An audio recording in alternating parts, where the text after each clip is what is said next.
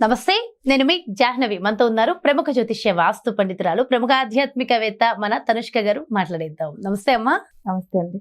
అమ్మ, ఏకాదశులు మొత్తం ఏకాదశులు 24 కదమ్మా? అవును, యాక్చువల్ గా మీకు అది 25 చెప్తూ ఉంటాము, ఎందుకంటే ఒక్కొక్క సంవత్సరంలో ఒక ఏకాదశి ఎక్స్ట్రా వస్తుంది. అయితే అమ్మ, ఈ 25 అంటున్నారు కదా, అసలు ఏకాదశులు ఆ విశిష్టత ఏమిటి? ఏకాదశులు ఏ ఏకాదశి ఎలా జరుపుకోవాలి, ఎవరు జరుపుకోవాలి, కాస్త వివరంగా డీటెయిల్ గా ఎక్స్ప్లెయిన్ చేయండి అమ్మా. ప్రతి ఒక్కరికి జాతక రీతిగా మనం చూస్తూ ఉంటాం, పూర్వ జన్మ కర్మ ప్రకారం వస్తుంది. సో వాళ్ళ జాతకానికి దాంతో పాటు ఈ పూజలు ఇవి కరెక్ట్ మనం మంచిగా చేసుకుంటే తప్పకుండా వాళ్ళకి ఫలితం అంటే ప్రతి ఒక్కరిది జాతక పరిశీలన చేస్తే ఇంకా మంచిగా ఏకాదశి చేయాలనేది అప్పుడు మంచిగా తెలుసుకోవచ్చు. ఎందుకంటే ఇప్పుడు వీళ్ళు పూర్వ జన్మంలో ఏం పాపం చేశారు అనే దానికి పూర్వ పుణ్యస్థానం జాతకంలో కనిపిస్తుంది. ఇప్పుడు పూర్వ పుణ్యస్థానం ఒకరికి మకర లగ్నం అనుకోండి, వాళ్ళకి పంచమ స్థానం ఏమైతుందంటే శుక్రుడు అవుతాడు. సో అంటే పూర్వ పుణ్యస్థానాధిపతి శుక్రుడు అంటే ఫీమేల్ ఎవరినో అసలు పూర్వ జన్మంలో అంటే లేడీస్ ని ఇబ్బంది పెట్టుంటానో వాళ్ళ శాపం వల్లనో వాళ్ళకి సమస్యలు రావచ్చు. అలా ఉన్నప్పుడు ఈ ఏకాదశిని మొక్కడం వల్ల మంచిగా అవుతుంది. సో అప్పుడు ఏమవుతుంది, వాళ్ళ జాతకం తెలుసుకునేటప్పుడు మంచిగా అవుతుంది. ఇప్పుడు సర్పదోషం ఉన్న వాళ్ళ లగ్నంలోంచి అంటే పూర్వ పుణ్యస్థానం ఏంది తెలుసుకుని దాని తర్వాత ఫాలో అవ్వడం ఏ సమస్యలో దానికి తగినట్టుగా రెమెడీ ఉంటుంది. సో ఇప్పుడు ఏంటంటే ఇంకొకటి కామత ఏకాదశి. ఇది వచ్చి ఏమైతుందంటే జనరల్ గా వచ్చి చిత్త మాసం అంటే చిత్రై మాసం అంట తమిళ్లో. బట్ ఈ మాసంలో వచ్చి శుక్లపక్షం తిథిలో వచ్చేది కాబట్టి యాక్చువల్ గా ఏంటంటే దీన్ని మొక్కేదాని వల్ల ఆ ఏకాదశిలో వ్రతం ఉండేదాని వల్ల భార్యాభర్తల మధ్యలో ఉన్న గొడవలు పోతుంది అని చెప్తారు. ఇట్లా మనం ప్రతి ఒక్క ఏకాదశికి మనం చెప్పుకుంటూ ఉంటే అసలు 25 ఏకాదశిలు చాలా మంచి ఫలితాలే ఉంటుంది. తర్వాత వరుణితి ఏకాదశిని అంటారు, అంటే వరువు తిథి అట్లా అని అంటారు. దీన్ని జనరల్ గా ఏంటంటే వైకాశి మాసంలో వస్తుంది. సో దీని వల్ల చాలా మంచి ఫలితాలు అంటే సకల పాపంని పోయి మంగళకరమైన మనకు ఒక బ్లెస్సింగ్స్ దేవుడి దగ్గర నుంచి దొరుకుతుందంటే అది ఈ ఏకాదశి వల్లని చెప్తారు. తర్వాత ఏంటంటే మోహిని ఏకాదశి అని చెప్తారు. సో ఇది కూడా ఏంటంటే మన పూర్వ జన్మంలో చేసిన పాపాలు తొలగించుకోవడానికి. తర్వాత రామచంద్రమూర్తి కూడా అంటే విష్ణుమూర్తి ఆయన వశిష్ఠ దగ్గర దీని గురించి కూడా కొన్ని విషయాలు తెలుసుకున్నారు. ఈ మోహిని ఏకాదశి గురించి కూడా కథలో ఉంటుంది. సరే, తర్వాత అబరా ఏకాదశి అట్లానే ఉంటుంది. బట్ అబరా ఏకాదశి ఏమైతుందంటే ప్రతి దానికి ఇప్పుడు ఒక మాట అబద్ధం చెప్పి ఉన్నారు, దాని వల్ల కూడా దోషాలు వస్తుంది. ఒక అబద్ధం వల్ల ఒక లైఫ్ కూడా పాడవుతాయి కదా. సో అలాంటి దోషాల గురించి కూడా అసలు ఈ పూజలు చేసుకోవచ్చు అబరా ఏకాదశి తిథిలో. ఇప్పుడు మనం చేసుకుంటూ ఉంటే ఇక్కడ నిర్జల ఏకాదశి అని ఒకటి ఉంటుంది. ఇది తమిళ మాసం ప్రకారం ఆని మాసంలో వస్తుంది. దీనికి సంబంధించింది ఏంటంటే యాక్చువల్గా ధర్మపుత్రుడు అంటారు కదా, అసలు పంచపాండవులలో తన గురించి వచ్చినది అనమాట. అంటే వ్యాసర్ని ఆయన దర్శనం చేసుకుని తర్వాత తను ఇన్ని కష్టాలు పడుతున్నాడు కదా, దీనికి నేను అసలు ఏందా చేయవాలా, ఎందుకు నాకు ఎన్ని కష్టాలు వచ్చింది అని చెప్పి తను మొక్కిన వచ్చే ఏకాదశి నిర్జల ఏకాదశి అన్నమాట. అంటే చూడండి, మనకు దేవుళ్ళే ఈ ఏకాదశిలో వ్రతం ఉండి ఉన్నారు. సో అప్పుడు రామచంద్రమూర్తి గాని ఇక్కడ పంచపాండవుల ధర్మరు గాని అసలు ఏంటంటే తను అసలు ఫస్ట్ అతను కదా ధర్మపుత్రుడు. సో ఇట్లా ప్రతి ఒక్కరు కూడా ఈ ఏకాదశి అంటే వ్రతం ఉండి అసలు పూజలు చేసుకుని తర్వాత చాలా బాగా అయినారని చెప్పుకోవాలి. ఇంకొకటి ఏంటంటే యోగిని ఏకాదశి.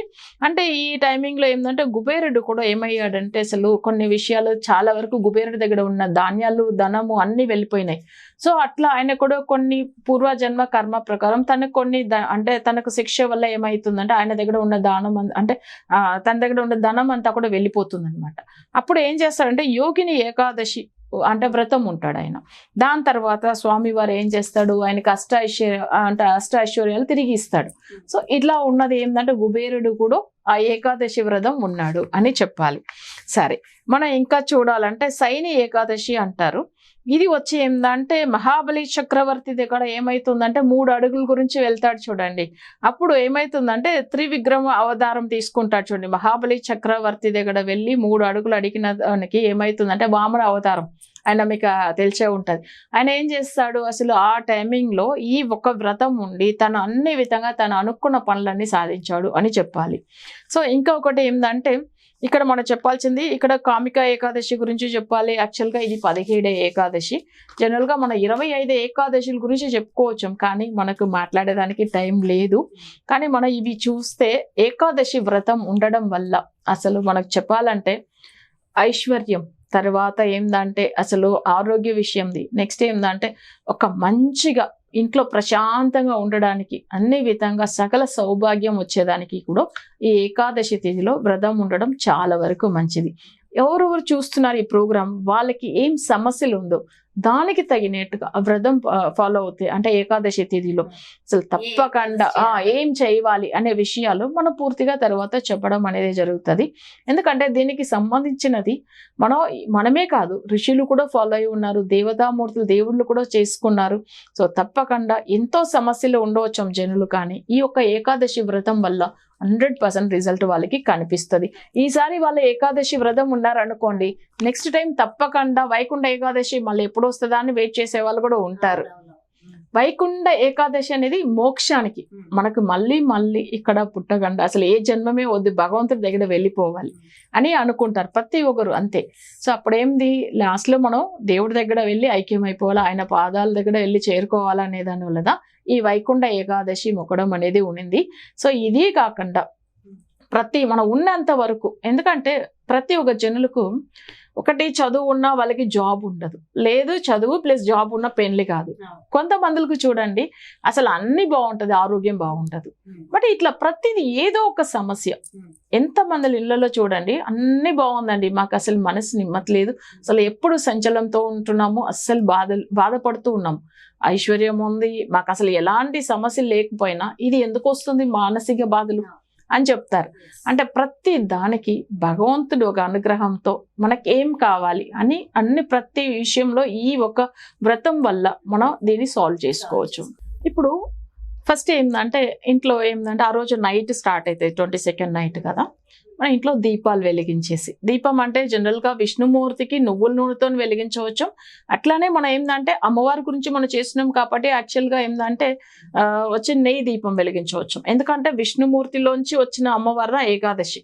సో మనం ఏంటంటే నెయ్యి దీపం వెలిగించే వాళ్ళు వెలిగించవచ్చు, లేదు నువ్వుల నూనె ఆయనకి ఇష్టమే, అసలు ఆ నువ్వుల నూనెతో కూడా వెలిగించవచ్చు. వెలిగించేసి ఫస్ట్ ఏంటంటే గణపతి అన్నమాట. సో గణపతి మంత్రం అంటే గణపతి అనేటప్పుడు మనం ఇప్పుడు ఏంటంటే శివకులంలో ఉండేవాళ్ళు గణేష్ని మొక్కుతారు, కానీ వైణవ కులంలో ఉన్న వాళ్ళు ఏంటంటే ఆయనకు వచ్చి విశ్వసేన అని మీకు ఆల్రెడీ చెప్పి ఉంటాను, ఆయనని మొక్కుతారు.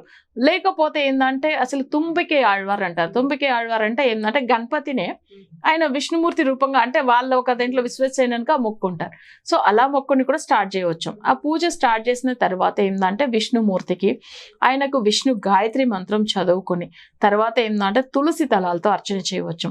అయితే ఆయనని ఎలా ఫోటో పెట్టేసుకొని చేయవచ్చు, లేదు సాలగ్రామం మూర్తిగా అంటే సాలగ్రామం స్టోన్ ఉంటాయి కదా, అలాంటి దేవుడు అలా కూడా మొక్కవచ్చు.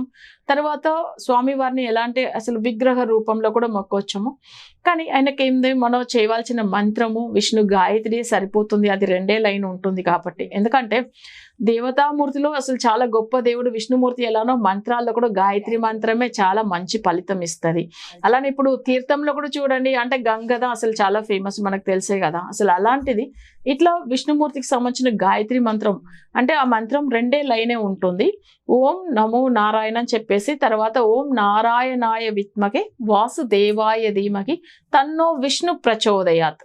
ఇది చాలా ఈజీగా ఉంటుంది ఈ మంత్రం. ఈ మంత్రం పాటించి 108 తులసి దళాలతో అర్చన చేయవచ్చు. లేకపోతే ఆయనకి ఇష్టమైన పువ్వులు ఉంటాయి చూడండి, అంటే మనం వచ్చి ఏంటంటే సంపంగి పువ్వులు అని అంటాం, దాన్ని మీరు తెలుగులో ఏం చెప్తారో తెలియదు, రజనీకాంత పువ్వులు అని అంటారు చూడండి, వైట్ కలర్ సంపంగి.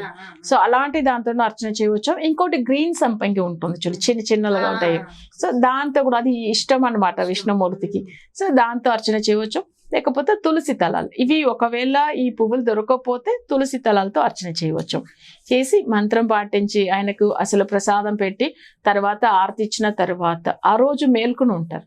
అసలు నిద్ర అంటే వీళ్ళు నిద్ర బావును, అంటే మన తెలుగులో మీరు అది ఏమంటారు అసలు, ఆయననే జాగరణ అంటాం. ఓకే. సో మొత్తానికమ్మా వైకుంఠ ఏకాదశి రెమెడీ కూడా చాలా చాలా బాగా ఎక్స్ప్లెయిన్ చేశారు. అండ్ ఇది చేసుకుంటూ మనం చేస్తే ఇంకా అన్ని రకాల సకల సుఖాలు అందరికీ ఉంటాయంటారు. అండ్ ఒక్కసారి జాతకం అయితే ఖచ్చితంగా పరిశీలించుకుని ఏకాదశిని ఎలా చేయాలో చూసుకుంటే ఇంకా మంచిది. అండ్ చాలా బాగా వివరించారమ్మా, థ్యాంక్ యూ సో మచ్. నమస్తే. నమస్తే అండి. చూసారు కదండి, మరి ఇది వైకుంఠ ఏకాదశిని ఏ విధంగా మనం జరుపుకోవాలి, ఆ రోజు మొత్తం కూడా ఉపవసించి జాగరణ చేసి ఏ నామాన్ని ఏ మంత్రాన్ని మనం జపించడం వల్ల మనం కోరిక ఖచ్చితంగా నెరవేరుతుంది అనేది ఎంతో డీటెయిల్గా ఎక్స్ప్లెయిన్ చేశారు కదా. మరో చక్కటి ప్రత్యేకమైన కార్యక్రమంతో మళ్ళీ మీ ముందుకు వచ్చేస్తాను. అదేవిధంగా ఏదైనా ఒక ఏకాదశిని జరుపుకునేటప్పుడు మన జాతకాన్ని కూడా ఒక్కసారి పరిశీలించుకుని ఆ జాతక పరిశీలన ప్రకారం మనకి ఎలాంటి రెమెడీస్ అయితే చెప్పబడి ఉన్నాయో ఆ రెమెడీస్ని కనుక మనం చేసుకుంటే మరింత బాగుంటుందని మన తనుష్క అమ్మ చెప్పారు కదా. మరి మీ యొక్క జాతక పరిశీలన ఒక్కసారి చూపించుకుని మీకున్నటువంటి సమస్యల నుంచి బయటపడడానికి ఆ పరిశీలన నిమిత్తం మీకు తగిన రెమెడీస్ మీకు కావాలి, ఒక్కసారి మీ జాతక పరిశీలన చూపించుకోవాలి తనుష్క గారితో అనుకుంటే మరి ఇంకెందుకు ఆలస్యం, క్రింద డిస్ప్లే అవుతున్నటువంటి నెంబర్స్కి కాల్ చేసి డీటెయిల్స్ తెలుసుకోండి. నమస్తే.